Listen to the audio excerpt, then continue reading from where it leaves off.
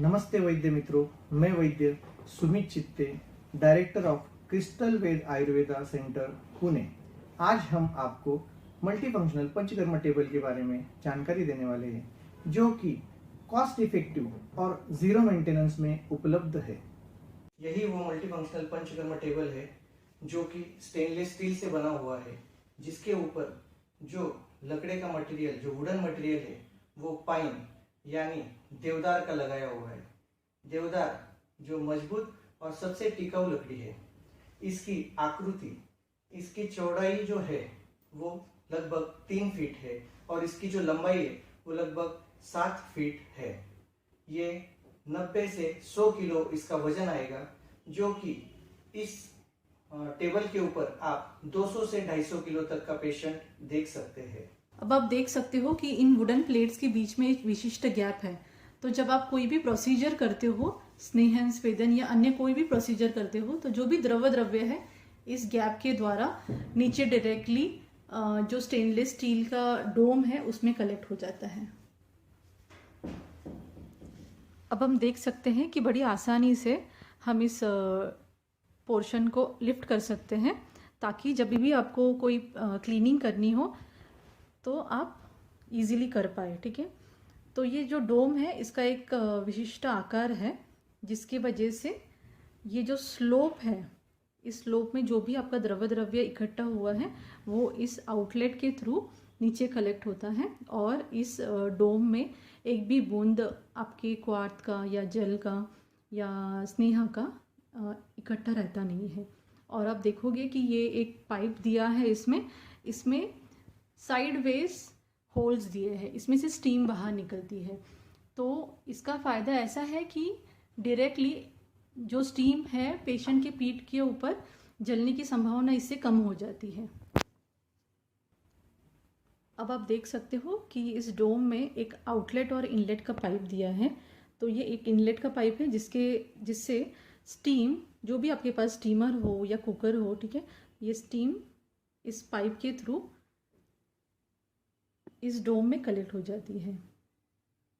और इस स्टीम को रेगुलेट करने के लिए हमने एक नॉब दिया है एंड में, तो आप उस स्टीम का प्रेशर जो है इस रेगुलेटर से आप कम ज़्यादा कर सकते हो। अब हम स्टीम कैप्सूल देख रहे हैं। ये स्टीम कैप्सूल पीपी मटेरियल से बना हुआ है। ये नॉन रिएक्टिव है। बड़ी इजीली आप उसको मूव कर सकते हो और इजीली आप उसको लॉक भी कर सकते हो।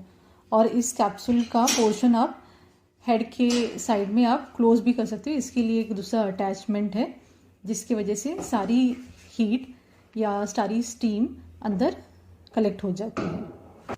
तो इस तरह से ये स्टीम यहाँ पे कलेक्ट हो जाएगी और ये एक स्टीम कैप्सूल तैयार हो गया है। आप देख सकते हो कि यहाँ पे हमने 2 रॉड के अटैचमेंट्स दी हैं। एक शॉर्ट रॉड है और एक लॉन्ग वर्टिकल पूरे लेंथ वाइज एक रॉड दिया गया है। शॉर्ट रॉड से आप शिरोधारा और रुधिरधारा कर सकते हो या कोई भी लोकल धारा कर सकते हो, और लॉन्ग वाली जो वर्टिकल रॉड है वहाँ पे सेम शिरोधारा का पात्र लगा के आप सर्वांग धारा भी कर सकते हो, इस तरह से।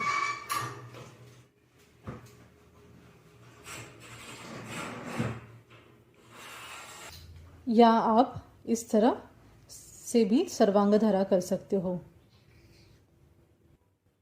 अब आप देख सकते हो कि लोअर पोर्शन में हमने एक अटैचमेंट दिया है।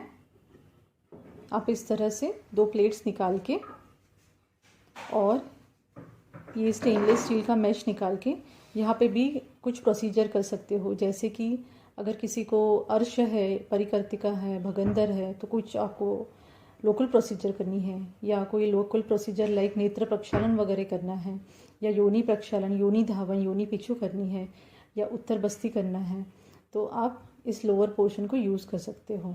हम इसे जानू धारा या लोकल कोई धारा प्रोसीजर है उसके लिए भी इस्तेमाल करते हैं। क्लीनिंग के लिए ये इजीली डिटैचेबल है, आप उसको पोर करके इजीली क्लीन कर सकते हो। उत्तर बस्ती या अन्य कोई गुदगत प्रोसीजर्स आपको जब करनी है तो पैर को रेस्ट करने के लिए हमने एक यहाँ पे अटैचमेंट भी दी है, जहाँ पे पेशेंट इजीली लेग रेस्ट कर सकता है। फुट रेस्ट के अलावा यहाँ पे 2 वर्टिकल रॉड्स भी है साइड्स में, जो आप इजीली पुल आउट कर सकते हो, और पेशेंट इसके ऊपर भी लिथोटोमी पोजीशन देके लेग रेस्ट कर सकता है ताकि आपके प्रोसीजर्स में आसानी हो। यहाँ पे हेड पोर्शन के बॉटम साइड में हमने 2 आउटलेट्स दिए हैं। ये दोनों आउटलेट्स सेपरेट आउटलेट्स है, जहाँ पे तैल द्रव्य डिफरेंटली सेपरेटली कलेक्ट हो सकता है, और द्रव्य जैसे कि आपका क्वाथ है या जल है या स्टीम में जो वाटर जनरेट होता है वो अलग आउटलेट से नीचे कलेक्ट होगा।